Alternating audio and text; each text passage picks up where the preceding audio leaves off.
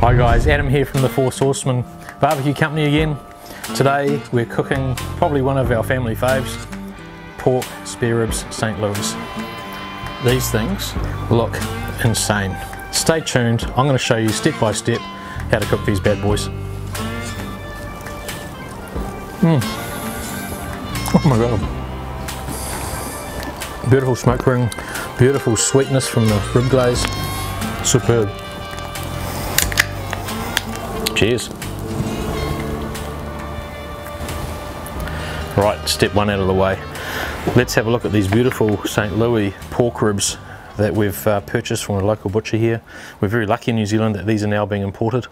Beautiful marbling across them, lovely and thick, nice and forgiving, beautiful step.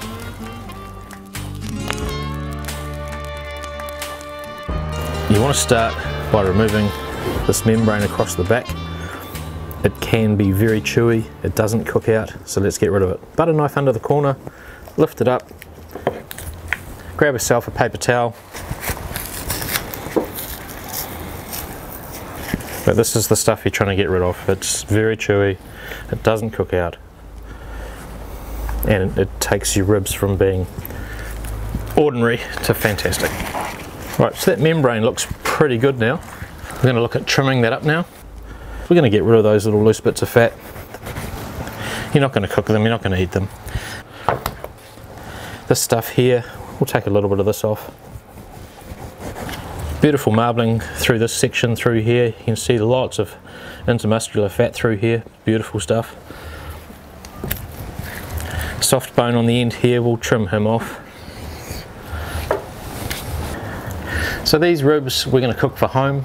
We're not going to go silly on the trimming. If we were doing competition style ribs, we would spend a lot more time getting these absolutely perfect. It's always about that little 1%. But these for home, perfect. No point throwing away the money.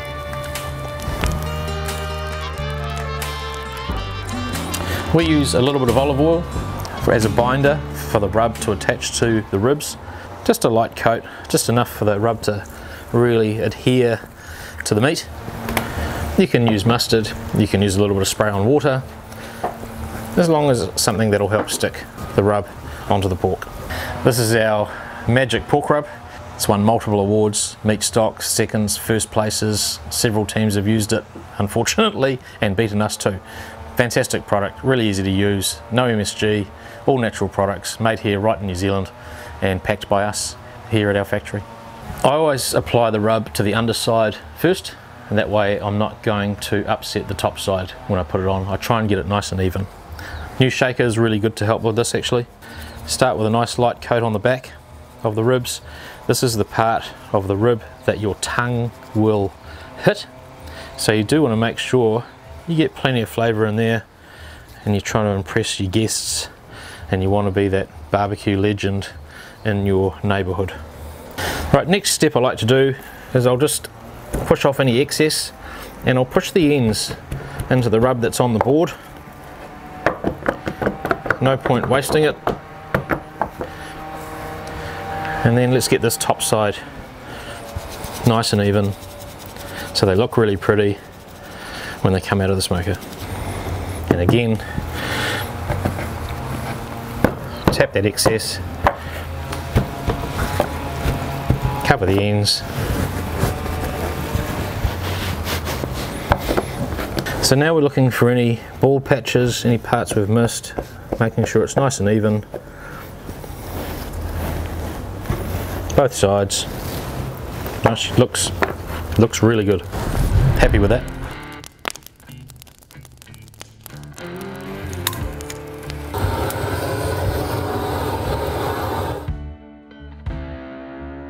Now these hang, so we have a nice hook here, nice heavy duty stainless hook, and I try and go down 2 bones into the softer end of the rib and the nice hard bone, the thicker end of the rib at the bottom, and we hang these inside the barrel, and this is a really popular way to cook ribs at the moment. We've got some lovely cherry chunks in here from the Urban Lumberjack. This is probably one of my favourite go-to smoking woods at the moment, especially for pork. You get a really lovely sweet flavour and smoke. Always treat your smoke as an ingredient like salt or pepper. you want to make sure that that wood goes with that protein. Right, I'm just going to check on the ribs that have been in the pit barrel for about an hour and a half, see how the colour's looking. I really like this way of cooking. The fat drips down onto the charcoal and you get a really lovely flavour coming off the charcoal with the fat. Colour looks good, both sides. I think we'll give them about another half hour and then we'll wrap them up. Right, so we're just going to prep for our wrap of our ribs. We've got a double layer of tin foil. We've laid out some pieces of butter here. I like to use a little bit of honey and give that just a squirt, nothing too generous. Great New Zealand beach honey from the good people at Manuka Doctor, and a little bit of our rib glaze. I like to put this into the wrap. Helps caramelise that sauce. This is again what we used at meat stock for our first place, and we still use this same recipe today for our barbecue comps and at home. Goes perfectly. Right, ribs are ready to wrap and we're about to get them out of the pit barrel. Oh, colour looks really good. Lovely mahogany colour. The rub has set, it's not scratching off. They look really beautiful. Right, let's get these wrapped. Meat side down, so it sits in that lovely butter, sauce, honey concoction, and then we're going to add just a little bit of apple cider over the top for a bit of liquid. This will help moisten up the meat, tenderise it, get it nice and soft. Not too much, because we don't want to ruin the bark that we've spent the last couple of hours setting. So we're looking for a nice tight wrap on these ribs, so we're not going to end up steaming them in the wrap. Take your time, you don't want it to leak. So this is a nice thick foil, heavy duty foil. We don't want the thin stuff. It will break open and you will burn yourself and you'll lose all that lovely moisture that we're creating in there at the moment. Right, with the magic of television, we have changed the pit barrel over from the hangers to the grill, and we're going to set that rib down package, meat side down in the centre, until it's cooked through. Target temperature for the ribs is about 205 to 207 degrees Fahrenheit, and we'll pull them out from there. Right, we're just going to check on our pork ribs that are sitting in the pit barrel. Check them for doneness and temperature.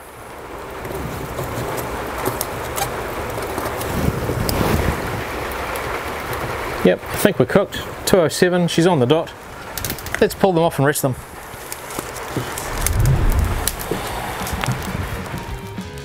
Right, moment of truth. The ribs have been wrapped after coming off the pit barrel here. Don't burn yourself on the butter. You will do it at some stage, we've all done it. Oh man, the smell is incredible. Absolutely beautiful. Check those out. Right, so we've preheated some rib glaze. It's beautiful and thin.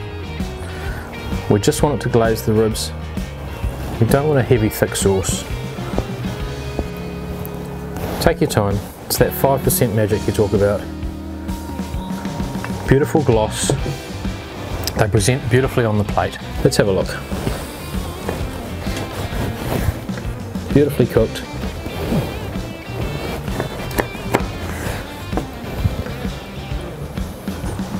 I can't wait.